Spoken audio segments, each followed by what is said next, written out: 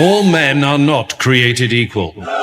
They would say that the strong should nurture the gentle. The weak have deceived you. This is the noble lie of democracy.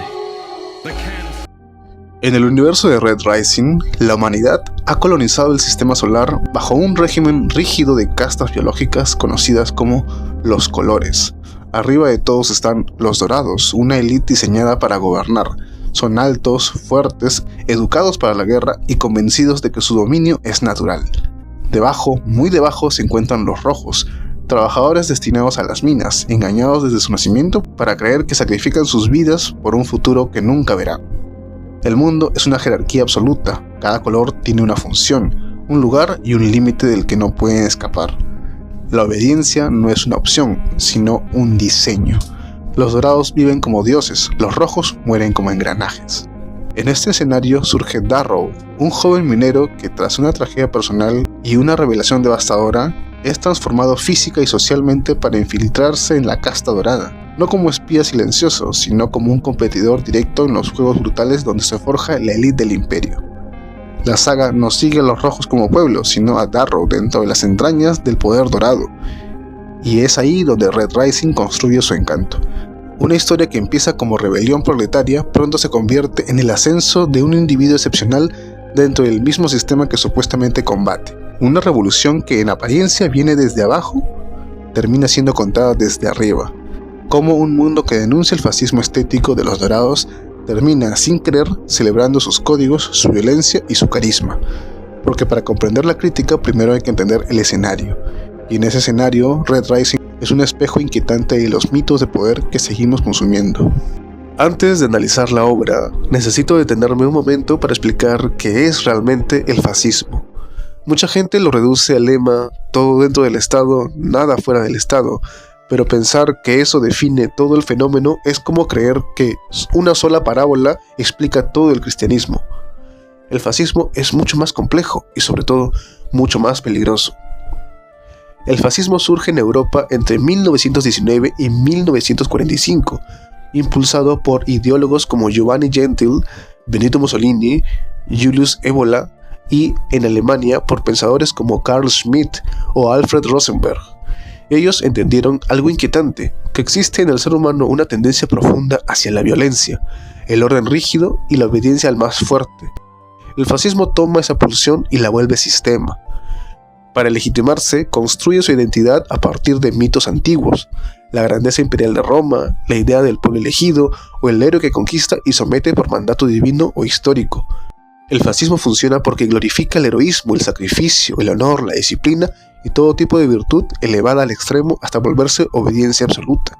Es una tercera posición que mezcla elementos del socialismo como la colectividad, la movilización de las masas, con un nacionalismo rígido y una economía sostenida por corporaciones privadas. No era un Estado totalmente estatista, sino un engranaje donde empresas, ejército y propaganda trabajaban juntos. En resumen, el fascismo es una maquinaria cultural, emocional y estética antes que un simple régimen político. Necesita mitos, necesita héroes, necesita enemigos y necesita historias que legitimen la idea de que la violencia del fuerte es un destino natural. Y es exactamente aquí donde empieza nuestro análisis. Uno de los pilares del mito fascista es el individuo elegido o virtuoso, pero muchas veces es también el individuo común, aquel que se encuentra en todos nosotros esperando su momento para alzarse sobre los demás. En este sentido, surge la figura de Darrow, un obrero que es transformado en un dorado para infiltrarse en la élite y destruirla desde adentro. Claro, porque para el autor, la única forma de hacer frente a la opresión es dejando de ser uno mismo. Solo debes convertirte en uno de ellos. Aquí se presenta la clave del discurso aspiracional que caracteriza al fascismo clásico, la imposibilidad de hacer algo desde tu propia realidad, que la alienación es la única vía posible. Darrow no solo es tallado para ser perfecto, es mejorado para ser diferenciado de los suyos. Su sufrimiento no lo humaniza, lo convierte en un mártir listo para ser venerado. Su esposa fallecida es solo un recurso narrativo que detona un ciclo de violencia y venganza. Por otro lado, la comunidad roja de Marte no existe como sujeto político, no hay una exploración sociológica de cómo funcionan como sociedad o cómo viven entre ellos más allá del trabajo forzado. solo funcionan como combustible emocional. Aquí encontramos los primeros problemas fundamentales de la obra. Darrow no tiene cultura propia, no tiene contradicciones reales, no tiene límites derivados de su origen obrero, no tiene grietas psicológicas verosímiles. Es un personaje sin textura, sin condicionamientos, un vehículo vacío listo para que el autor lo cargue de grandeza. Esa estructura, aunque no lo pretenda, lo acerca a la figura del Übermensch, pero romantizado, no al proletario que la historia dice que representa. En una narrativa más refinada y madura, el dolor moldearía una identidad colectiva. Tendrían rituales propios, chistes y formas de expresión solo suyas, supersticiones, pero en Red Rising el sufrimiento inicial de los rojos no crea nada. No hay cultura minera, no hay oralidad, no hay memoria colectiva, solo hay dolor usado como trampolín emocional para justificar el ascenso del héroe. El pueblo no vive el trauma, lo decora. Eso es típico del imaginario fascista. Las masas sufren para que un elegido se eleve. Los rojos, según la lógica de la obra, deberían tener educación mínima, carecer de recursos culturales, usar un lenguaje funcional rústico y expresar emociones con un registro concreto y no literario. Pero Darrow y Eo hablan y piensan como personajes con formación filosófica, poética e histórica, lo que genera disonancia de personaje, pérdida de verosimilitud interna y la sensación de manipulación narrativa. El autor habla a través del personaje. Pierce Brown aquí usa la tragedia como motor que impulsa la trama, pero para él solo son recursos. Las muertes, la explotación, la injusticia solo es una excusa para alcanzar sus objetivos, que es vender más libros. No presenta personajes reales, presenta seres despersonalizados. La transformación de Darrow ocurre mediante tortura, dolor y disciplina militar, pero para que acepte voluntariamente este proceso primero debió perder algo en el camino.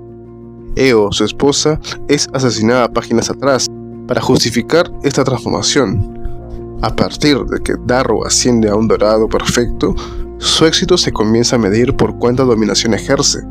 Darrow no solo participa, aprende a dominar mejor que los propios dorados. A lo largo de toda la saga, la violencia se vuelve necesaria, porque nunca hay soluciones colectivas reales. Los pueblos no deciden, reaccionan. La historia avanza solo cuando alguien mata.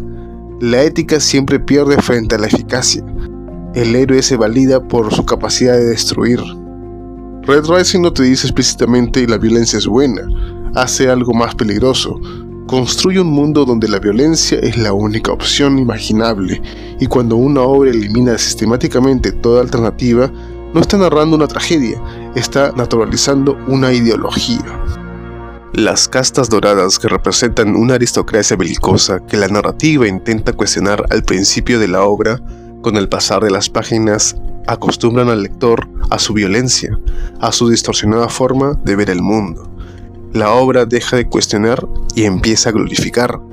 Surge el deseo de admirar la depravación de los excéntricos personajes que aparecerán a lo largo de la saga. La épica termina sustituyendo a la reflexión moral y se convierte en un ejercicio de normalización de la villanía. La historia deja de cuestionar la violencia y se empieza a alimentar de ella. La usa como espectáculo, como vehículo para crear validación emocional. La estética de los dorados vende y enamora al lector.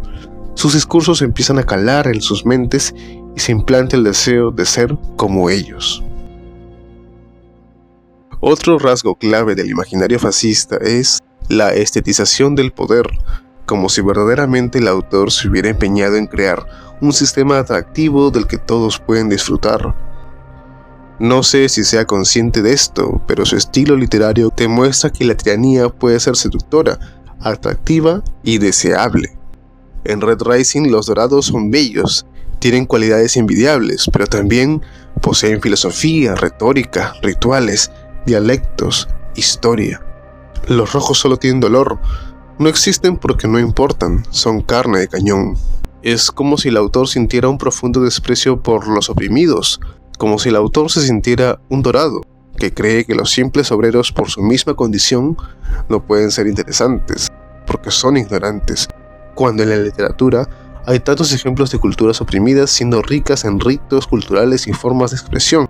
En Red Rising la narrativa está fascinada con la élite posible, incluso cuando intenta denunciarla. El mundo de los privilegiados es donde ocurre lo interesante. Incluso son los dorados los que tienen mayor desarrollo de personaje. Son ellos los que sufren, los que se traicionan, los que son honorables, los que lloran. Como si el autor pidiera que entiendas a los pobrecitos fascistas, porque los fascistas también lloran. En cambio, el mundo de los rojos es un prólogo descartable que solo sirve para llamar la atención de jóvenes lectores inexpertos. Aquí es cuando se cancela cualquier intento de crítica, la opresión se vuelve glamour, la estratificación se vuelve aspiración y el abuso se vuelve estética. Dentro de la arquitectura narrativa de Red Rising, Darrow se presenta desde el inicio como un joven frustrado, cansado, atrapado en un sistema que nunca cuestionó profundamente. Su identidad está casi por completo absorbida por su entorno. Minero, esposo, hijo de su tribu roja, todo lo que sabe hacer es trabajar, obedecer y sobrevivir. Hasta ahí, esto podría ser verosímil, es un producto puro de la opresión. El problema aparece cuando se pretende convertir a ese mismo personaje sin educación, sin agencia cultural y sin conflicto interno en un líder excepcional, en un héroe mesiánico capaz de destruir el imperio más poderoso del sistema solar. La transición solo funciona si el personaje tiene un interior férreo, una identidad compleja, contradicciones marcadas y una convicción política que se desarrolla gradualmente. Pero Darrow no tiene nada de eso. Y ahí entra en escena Eo, su esposa. Cuando un personaje no tiene personalidad suficiente para sostener el relato, la solución más simple y más barata es usar el cliché más antiguo de la ficción juvenil: matar a la esposa para generar empatía instantánea. Eo no está escrita como una persona, es una función, una herramienta, un detonante diseñado a la medida del lector joven. ¿Por qué funciona en ese público? Porque muchos lectores adolescentes no tienen todavía la experiencia narrativa para identificar manipulación emocional. Entonces, el romance básico les parece profundo, la tragedia abrupta les parece intensa y el luto artificial les parece auténtico. Eo funciona como una especie de sacrificio programado para que Darrow adquiera la emocionalidad que él mismo no posee. Su muerte no solo lo define, suple la ausencia de definición.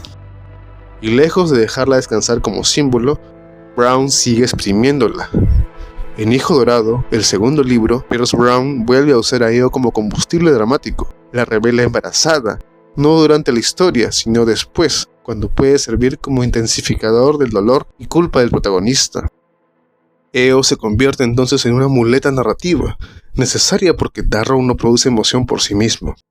La ausencia de integridad de Darrow no es un accidente de escritura, es funcional al tipo de mito que la saga reproduce.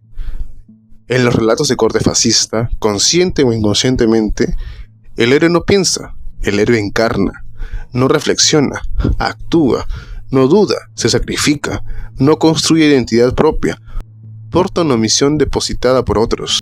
Darrow es arrebatado de todo su ser para ascender como un dorado, y en el proceso el autor se arrebata a sí mismo la oportunidad de mostrarnos su verdadero potencial. Lo que conocemos de Darrow es la fusión de todo el condicionamiento dorado con sus recuerdos previos. Es un híbrido de obrero romantizado y esposo amoroso con genio militar fascista. Este proceso de despersonalización del individuo es la base del fascismo clásico, la sublimación del descontento materializado en la figura del líder carismático, aquel que sufrió para que tú puedas estar bien. Darrow no es un personaje construido desde la psicología o la cultura. Es una superficie donde el autor proyecta ambición épica y quizá sus propias frustraciones. Un recipiente donde el lector puede reflejarse a sí mismo y soñar con ser como él. Como la narrativa fascista que construyó un prototipo de ciudadano a alcanzar. Pierce Brown usa el color rojo como alegoría revolucionaria. Da a los oprimidos símbolos proletarios, os, minería, colectividad, pero les niega agencia real. Los rojos no tienen cultura, no organizan nada, no deciden nada, no son sujetos políticos, existen solo para ser carne emocional del viaje de Darrow.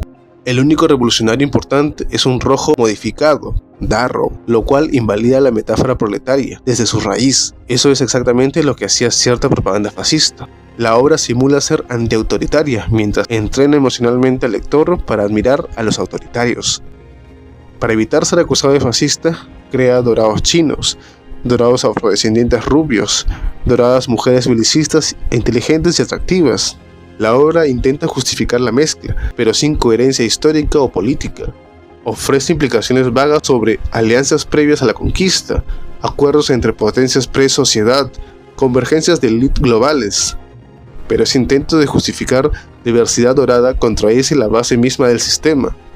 Para que individuos chinos, africanos, europeos o árabes se unan en pie de una igualdad bajo un proyecto supremacista global, deben cumplirse condiciones históricas muy específicas, que ninguno de esos grupos sea considerado inferior, que exista un proyecto ideológico estable capaz de borrar diferencias culturales previas, que la élite se perciba como una nueva especie homogénea, no una alianza multicultural improvisada.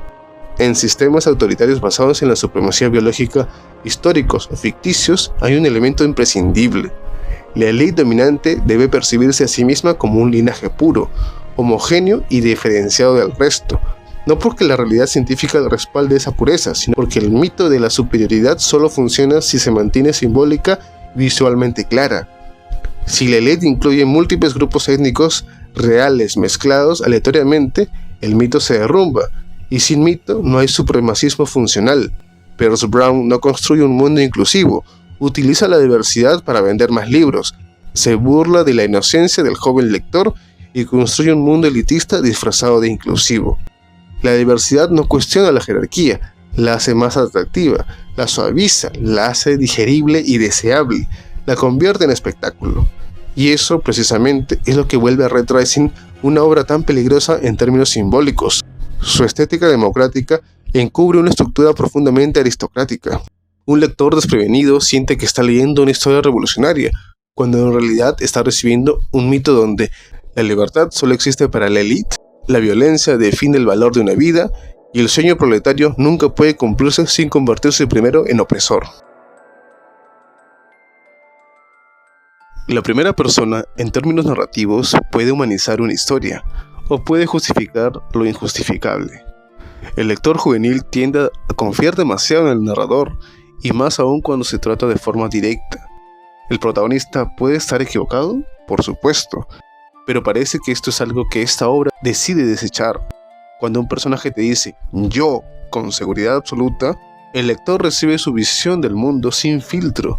Si ese yo es violento, elitista, fatalista, conquistador, la historia puede hacer que esas ideas parezcan razonables, necesarias, incluso heroicas. Las hazañas sangrientas se convierten en confesiones íntimas, y la violencia deja de parecer barbarie y empieza a parecer identidad. No es que ningún libro te convierta en extremista, pero sí es cierto que estas narrativas normalizan un modelo de masculinidad rígida, competitiva y que ve el mundo en términos de enemigos a derrotar. Un modelo donde la fuerza vale más que la empatía y donde la autoridad se confunde con virtud. Ese imaginario, sin intención directa, puede resonar con discursos políticos que exaltan el orden, la conquista y la obediencia. A veces ignoramos voluntariamente cómo lo que consumimos termina moldeando nuestras vidas y cómo en ese proceso terminamos cediendo nuestras voluntades a otros. En algún momento el heroísmo dejó de significar proteger, cuidar, construir y pasó a significar triunfar, dominar, sobrevivir a costa de otros. El héroe dejó de ser modelo ético para convertirse en fantasía narcisista. El problema no es la oscuridad, el problema es la ausencia de autocrítica, y lo que antes era villanía ahora se vende como virtud. Vale la pena preguntar, ¿qué tipo de héroes queremos? ¿Y qué tipo de personas estamos formando cuando celebramos la violencia como identidad? Porque a veces, sin darnos cuenta, el fascismo no grita, susurra desde las páginas.